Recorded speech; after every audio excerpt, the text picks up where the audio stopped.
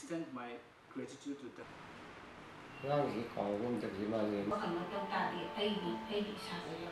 Stand here as someone whose life was saved because of organ donation. Because someone donated her organ. And God blessed that, God used that, and here I am. It was 3 years, nearly 4 years ago, I was diagnosed with chronic kidney disease. This was a disease which was totally new to me and my family. My wife comes from a medical background. Both parents from medical field. My sister-in-law, your colleague, Dr. Asuna. We're very careful about every kind of disease. We research, we study, we discuss, but it so happened we didn't discuss anything about kidney disease. We have only heard that some friends here, they had transplant, kidney transplant, or that there were cases of kidney stones. But the kidney disease, the details, I was not aware. The whole family was not aware. I was traveling in Guwahati for 2 meetings. First one on the 28th, second on the 24th. 3 days in between. I finished the first meeting, full day. Then the next 3 days I thought I will rest in Guwahati instead of coming back home. Because the run up to that was so hectic. And I decided to rest in Guwahati.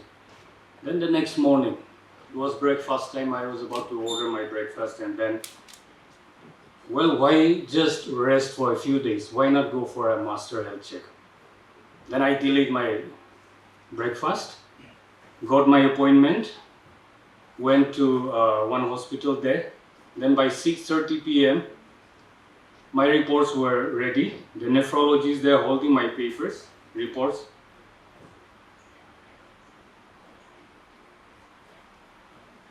How did you not die and still moving around in this health condition? Doctor, what happened? You have CKD 5. What is CKD? Chronic kidney disease. What is 5? Stage 5. What stage is that? Last stage. How serious is that? Hardly 10% working. You could have just dropped that anytime, anywhere. You have to be hospitalized immediately. Said, doctor, let me go back to my hotel and check out and come back. Not advisable. Doctor, I was running around all over your hospital the whole day. Yesterday also I had a full day. Still not advisable. Anywhere I went, I didn't believe that suddenly, like looking healthy, no pain, no nothing, just didn't know I had a lot of symptoms also. Then I went and then came back, and then they could not admit me because I had no one to, be my guarantor. A serious patient needs a guarantor to sign. They couldn't. Another doctor happened to be working there who happens to know me, whose wife was my friend's daughter. He signed my papers and I was admitted. The whole night I didn't sleep. I was Googling and reading the story. The more I read, the more hopeless I became. People with my condition, lived only weeks and months. All hopes gone. Thinking of my wife and my 3 daughters, they are grown up now, adults. That I'm not going to see them grow up, to be God-fearing young ladies, serve God, have their own homes, families, children. Thinking of my staff, the many missions, unfinished missions, church people, friends, family, faces just flashing. It went on and on. I came to know so much about kidney disease that night, and I realized that I had 6-7 symptoms. But all of them do not cause any pain. And that's why I didn't really care. Swelling once in a while. My wife thought she was feeding me well. Because I travel a lot and I come back, sleep well, and the next day, swelling in the face or the limbs. It's not always, once in a while, and so like we used to. So there were a lot.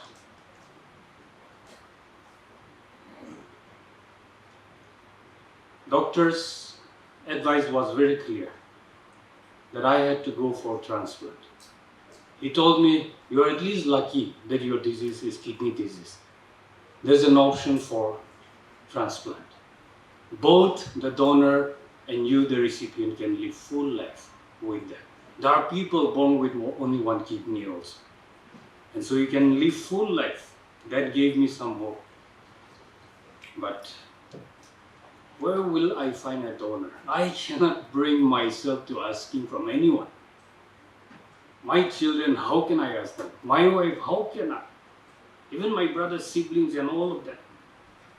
To my surprise and with deep gratitude, when I shared my stories, I'm, like a very open person. I share my stories. Those of you who are connected to me or with me on social media, I share my stories. And this was one also one. I'm not going to hide this. I need prayers. And another reason was to just save my friends and family members from people contacting them to want details. I went on to social media and explained my story that I have this disease. And I need transplant, and I'm going to go ahead with my plans. Please remember me in your prayers. I knew then that only God can save me. Through transplant, through miraculous healing, through medication, I didn't know that.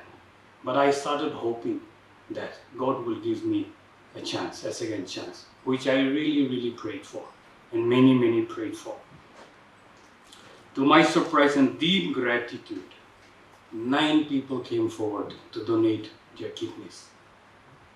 The first one was a dear friend, Wachete Atole. She's no more.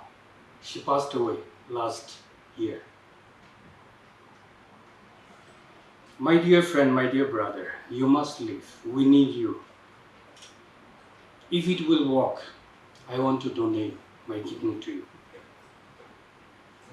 Then there was a cousin, a distant cousin, whom I came to know through taking care of his parents, who were very sick. I was all around and all along with them in caring for his parents. And we came to know each other only then, few months into our relationship, and then he felt that my life is important for the family. We need you, you must live. I want to give my kidney to you. He came forward. My sister came forward. My wife and 3 children. Youngest was underage then. My middle daughter is here, Lynette. Please take both my kidneys, innocently, but meaning it. And then my one brother-in-law, and then a cousin, all of them coming forward. But also learning that it is safer and better to receive from blood-related donors. Parents are best options. Siblings are next in line. Then your children. Then your cousins, your uncles, aunties. All those are blood-related. Doctor told me, your wife is last. She's related to you only through marriage. No blood relation. One reason why she should be last. Second, she will be your main caregiver, and therefore she should be the last option, the doctor said. Today, as I look back, those 9 potential, I don't see them as just 9 potential donors, but I see them as real expression of love towards me. And one thing I have learned in this journey, our relationship with people, very, very important. Have a loving, kind, cheerful, good relationship with people in your family, friends. When you love one another, when you care for one another genuinely, as I have seen in my life, it comes out of love. And this relationship, good relationship, you cannot just go forward and donate to someone you have problem with. you need good relationship. And therefore this is important. In my case, my daughter, it's NHAK. Yeah, NHAK Kolo. She came forward. She's the most careful person in our family. She usually takes time to decide. But when she decides, it's clear, clean, right, no doubt about it, type of a character, understanding she has. But in this case, she was very clear, I should be the one. My sisters are there, mommy is there, others are there, but I'm the careful person. I can take good care of myself, which is very important for a donor. And I should be the one. I'm okay, I'm good. She was happy, cheerful, no fear seen in her from the time she decided till, like post-surgery. She will tell her story later. As a father, I initially kind of could not accept. Every parent wants to protect their child. It was heartbreaking that my own daughter had to undergo major surgery to save his father. But she lovingly insisted, and we went with that. The others didn't work out because of because of health conditions, and for various reasons, the others could not work out. In the end, it was my daughter. So because of God's grace and my daughter's sacrifice, the dedication of the doctors, the same doctor did surgery for my friend here, Nibali and I, the nurses, I'm still in touch with all my doctors and many of the nurses. I go sometimes, we go for lunch, or give them some sweets, or just drop by the renal ICU, meet them, hi, just a handshake. It brings them also a lot of joy that I'm doing well, that your patient is still kicking and alive and thriving, living a full life. And it gives me a lot of joy also to see these loving and caring people continually doing well. NHAK did not only donate her kidney, she gave me more years to live, love, serve, and dream. Today I want to say this publicly. Organ donors are the real heroes. We have put in the program special guests. I'm just a patient, a recipient. We are just recipients, privileged recipients. Donors are the real special guests, our brother there. So happy to have the two of you. In hospitals, banners are put up when they recover and come out. Heroes, celebrated as heroes. And I'm incredibly proud and deeply blessed that my daughter NHAK is one of those heroes. As a father, words cannot express fully my gratitude, my pride in her selfless act of love. She will always be my hero. I also want to acknowledge all the other 8 people, though they are not here, who willingly came forward. It means so much to me. Even though only one could donate, each one demonstrated extraordinary love and expression. Their willingness alone gave me tremendous hope during one of the most difficult seasons of my life. As a patient, one lesson I learned is this. As patients or transplant recipients, we also should not blame if some people are unwilling to donate. Because of health condition, maybe because of disbelief, whatever. Organ donation is one of the most personal decisions a person can make. It must always come from love and with love, conviction and free choice, not from pressure or guilt. In our Naga society, many people are hesitant to donate even blood, let alone organ donation. I've seen in my own family circles, communities running around just for blood donation also, and afraid.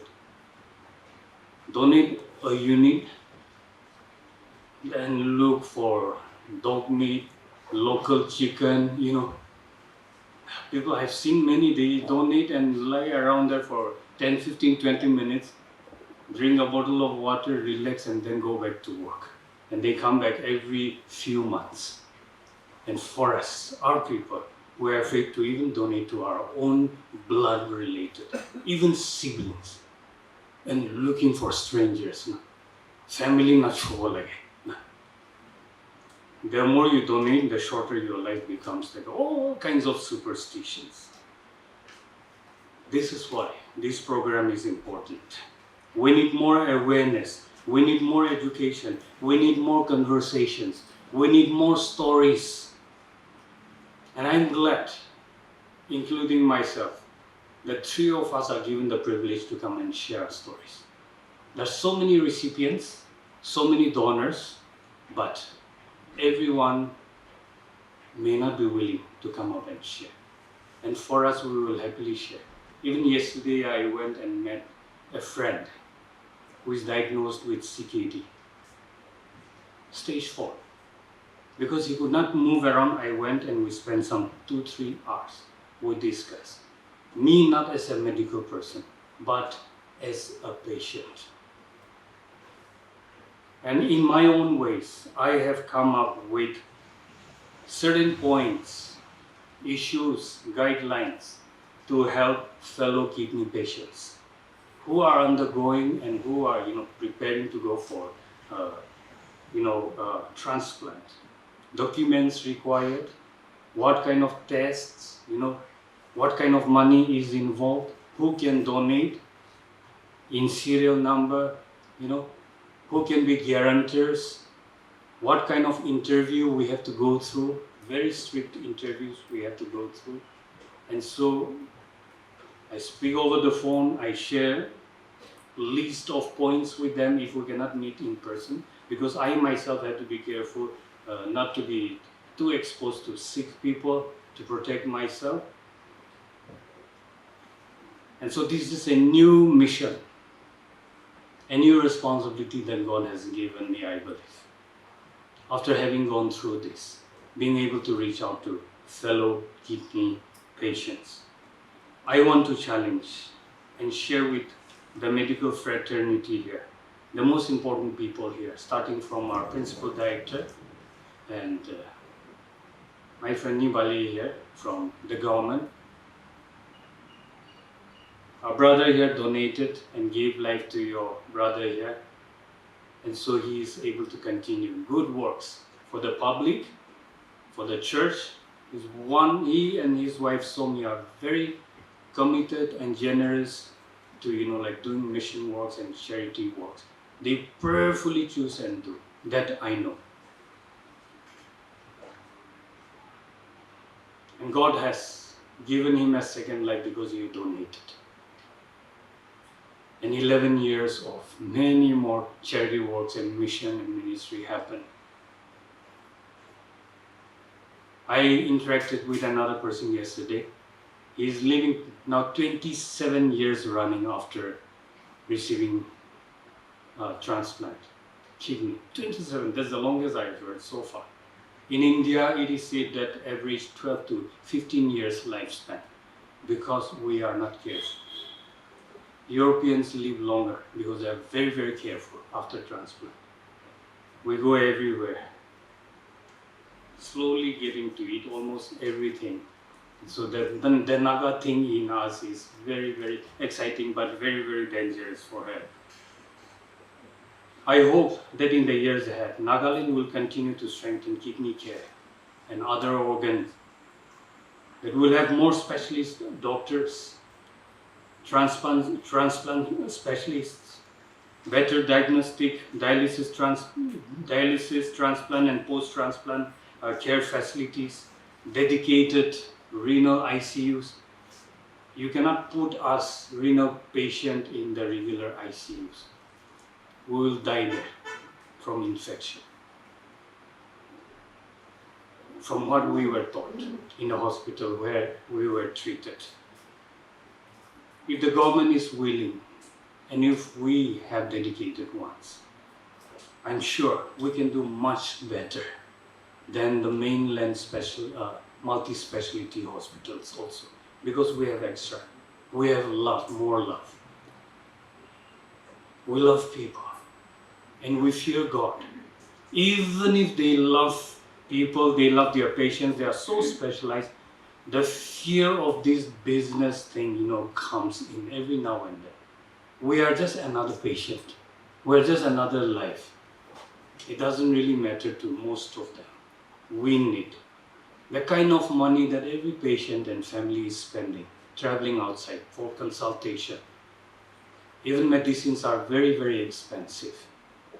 Around here, yesterday I could not find my room key in Dimapur, and my medicines were there. It's about time, and so I had to rush to some pharmacy and buy.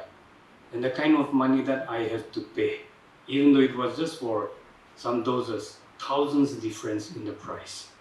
One time fine, but we spend 10,000, 20,000 or more a month. It's a lot of difference.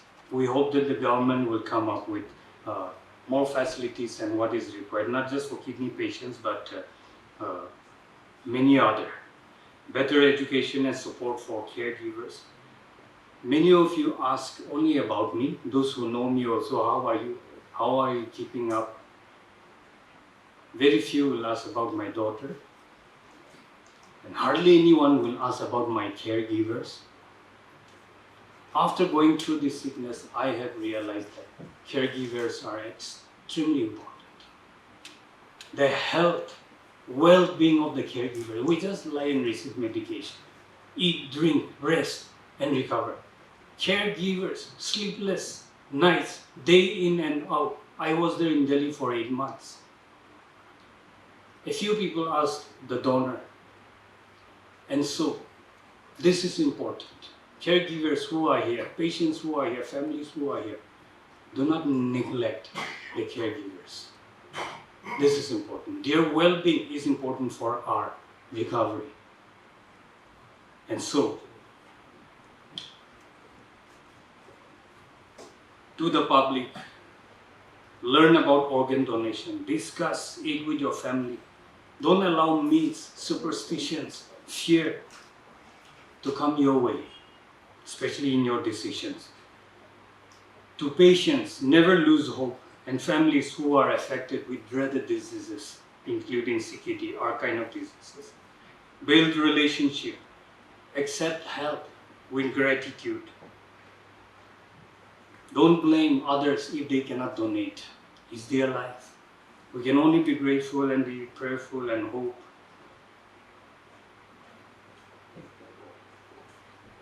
May the government, may healthcare institutions, Mohan Foundation, thank you for choosing to come to Nagaland. And may through your initiative, many more things happen. Soto, Nagaland. I hope all these organizations will not be just mere organizations added to the list of many others who are existing, where we organize only such annual programs. Because we have some fun to do, we need to go beyond these programs. Thank you for your tireless work. Please continue investing. Please continue investing and do what you are doing. Counseling, specialist services, transplant infrastructure, all this, may we see them soon in our state. Organ donation is more than a medical procedure, finally, my concluding words. It is an act of love. It is an act of compassion. It is an act of hope.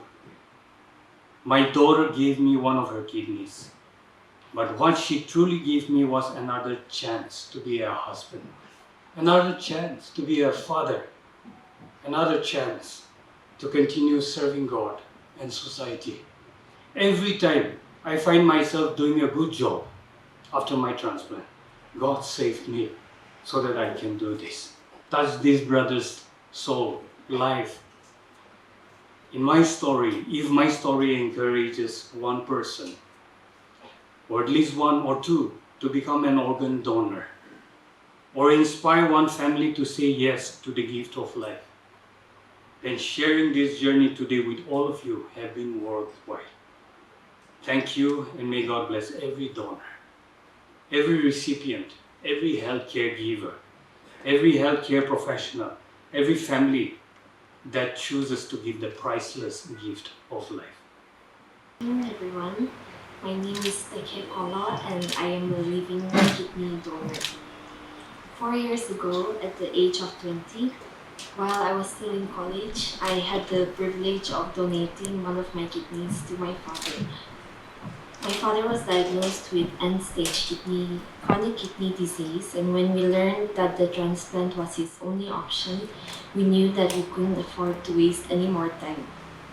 The months that followed were some of the most difficult that our family has ever experienced.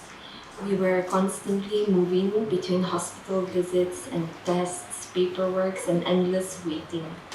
It was exhausting not just physically but emotionally as well. Yet, in the midst of all that uncertainty, God reminded us that we were never alone. People reached out to us with prayers and encouragement, financial support, and physical help as well. Every act of kindness became a reminder of God's faithfulness and His presence in our lives.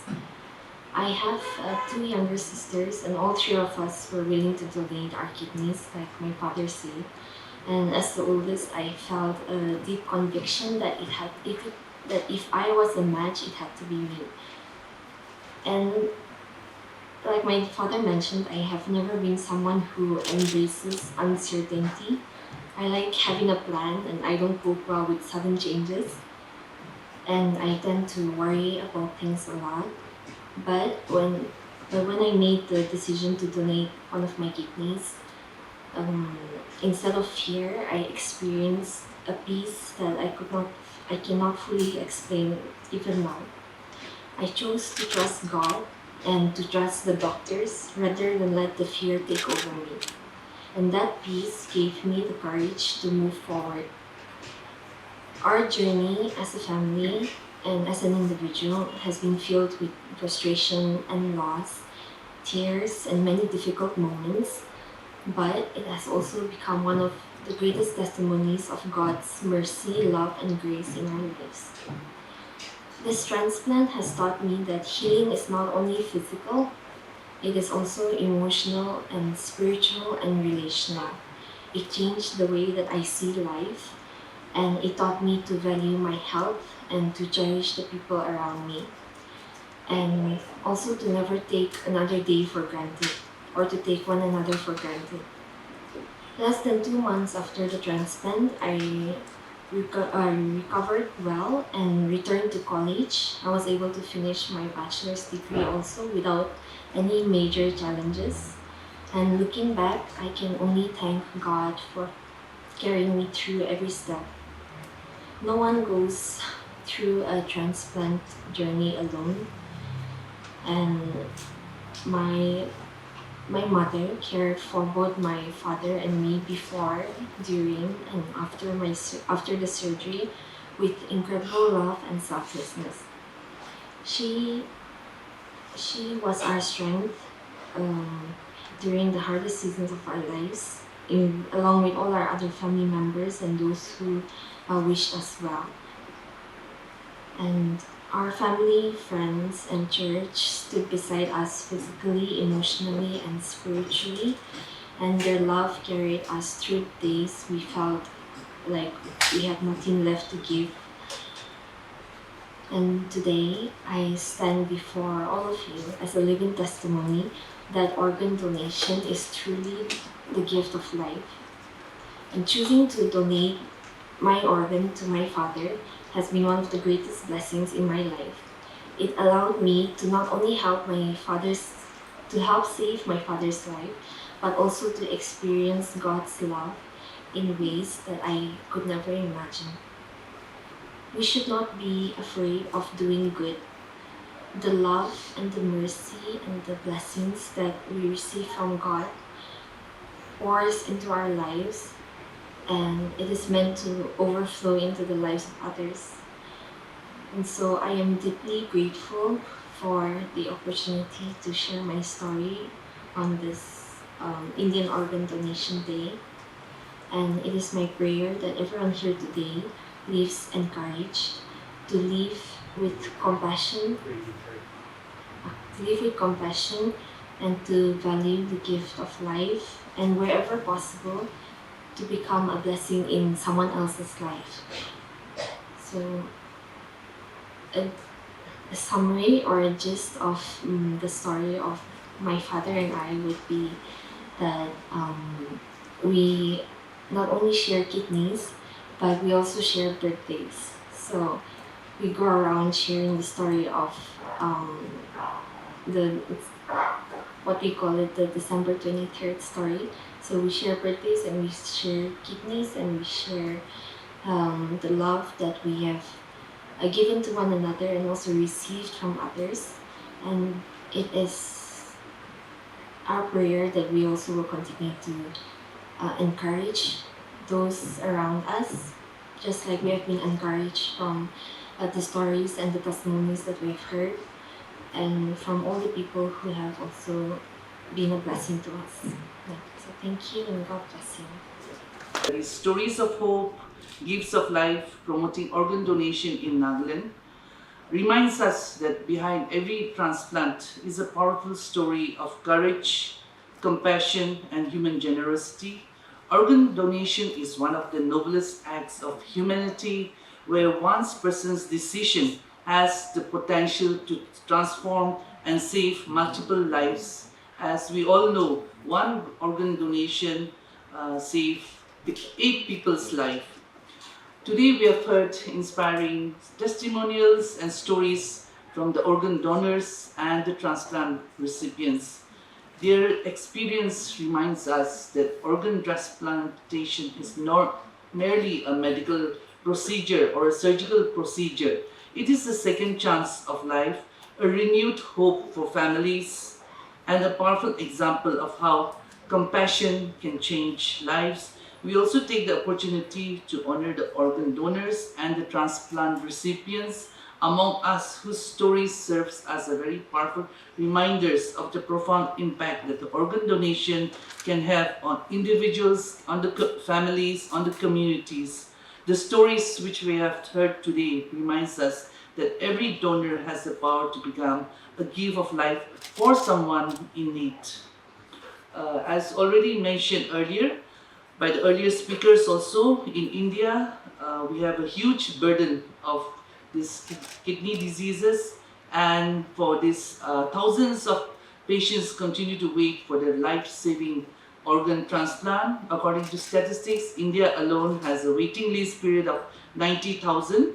So in India, we all know much has been done, much progress has been done, especially in the surgical part and in all the other parts, but still we still need a lot of awareness and participations from all sections of society on this organ donation. In our state, in Nagaland, we are just starting now, and we are at a very important stage of our milestone towards strengthening of organ donation and transplant services. While transplant services are not yet available, but with the collective efforts of the department, then NHK and Mohan Foundation, we have made significant efforts and these are underway in especially to build the necessary systems like the infrastructure capacities and the capacity building for the future.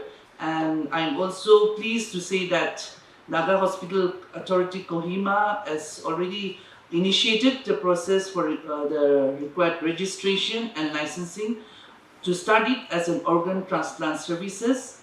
This is an important milestone and it reflects the commitment of the government for improving access to advanced healthcare for our citizens. I would also like to thank Mohan Foundation for partnering with our department. I think it was in the beginning of this year, we have already signed an MOU with Mohan Foundation and to work closely with Naga Hospital Authority and SOTO for the capacity building and technical support,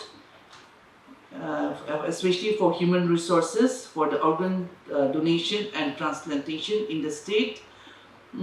I also acknowledge the dedication of the SOTO team Nagaland, the Naga Hospital Authority, and the healthcare professionals and all stakeholders who continue to work towards the shared vision. The commitment and collective efforts are helping lay the foundation of a stronger and more responsive organ donation and transplantation program in Nagaland. The success, as we all know, the success of organ donation depends not only on the healthcare institutions and the government agencies, but also on the participation of every citizen. Awareness must begin within the families, within the communities, within the educational institutions, at the workplace, at the place of worship, and we must encourage open discourse and conversation about organ donation, dispel myths and misconceptions, and promote informed decision making. As we all know, our Naga society is deep rooted in the community values of compassion and the spirit of helping one another. So we should take this strong point and carry forward and inculcate this into our community thinking, so that this organ donation also goes as a noble movement. On this Organ Donation Day, I also encourage every citizen to learn more about organ donation and also to take the pledge to spread the message of organ donation across Nagaland. And let us encourage more people to come forward and register their willingness to donate organ and tissues after their death. Because I think we have something like a pledge card also, because I basically am an eye surgeon, so we used to have this eye donation fortnight, so there we used to have this pledge also. So now with all this organ donation, with SOTO and all this thing more effective, so I think all this pledge card also will be issued. And also we should spread the awareness and support organ donation. Each one of us can contribute by saving life and giving hope to those in need. Together, let us build a future which the gift of organ donation is celebrated. More lives are saved through compassion and generosity, and Nagaland embraces organ donation as a shared responsibility towards humanity. Thank you.